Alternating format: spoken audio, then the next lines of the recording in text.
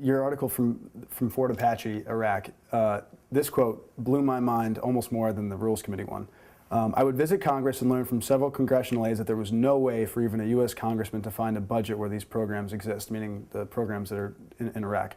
They're simply not in the public record. Unless you fall onto info by parachute, there is no way to find out what is being built in Iraq and for how much. Yeah. How can that be the case? Well, until Congress created this thing called SIGIR, which is the Special Inspector General for Iraqi Reconstruction, there was really no investigative body that went out and decided and had any kind of mandate to find out where money was being spent in Iraq. So at the time that I wrote that article, there was really no way for anybody. I mean, they would block out this money to be spent in Iraq, but they didn't have any real way of tracking down where the money was spent. And that's why you had these outrageous abuses, because nobody knew. The people who were charged with regulating that stuff were the very people who were spending it, in other words, the Pentagon and that sort of thing. So they didn't have any way of really finding out where that money went, and that's why we're in such a mess right now. I mean, you had that amazing situation where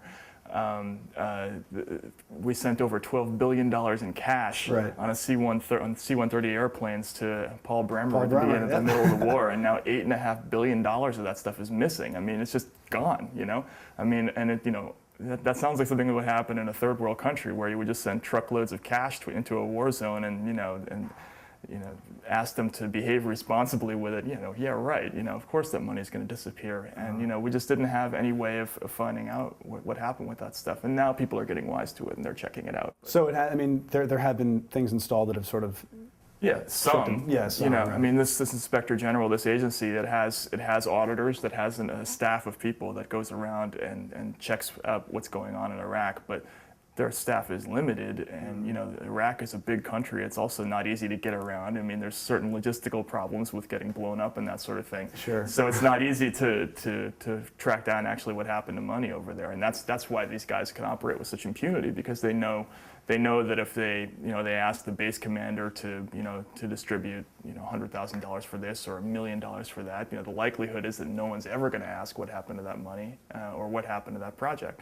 And so that's why we had this amazing situation over there. It's just it's unprecedented, I think, in our history. Hasn't the cost plus contracting also affected this negatively? I mean, what's the point of that? To me it seems like if you're giving people an incentive to spend more money on these projects, you're inviting failure. Like you said, catastrophic failure pays just as well as success. Right. Yeah, that's true. And cost plus has been around for ages. Why do it though? Why cost plus? Theoretically, cost plus contracting, and what it is cost plus contracting is the government says, we don't know how much this project is going to cost, so you just do it, and then you tell us how much you spent, and then we'll reimburse you that full amount plus your profit margin, which is 7% or 15% or whatever it is.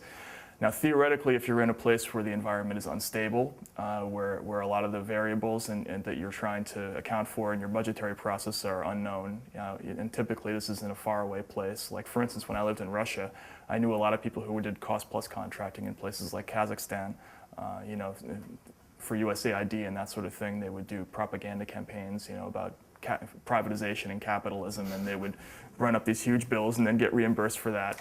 It makes some sense theoretically if you have honest people doing these programs, and you're in a war zone or some hard to work in kind of place. But if you do it as a blanket policy across an entire war arena like you did in Iraq, of course what you're doing is you're inviting these gigantic unscrupulous companies just to run up any bill that they can, and and there's no incentive for them to succeed, because as long as they spend, they're going to get reimbursed. They don't have to actually perform. So they're not going. Obviously, they won't most of the time. Mm-hmm.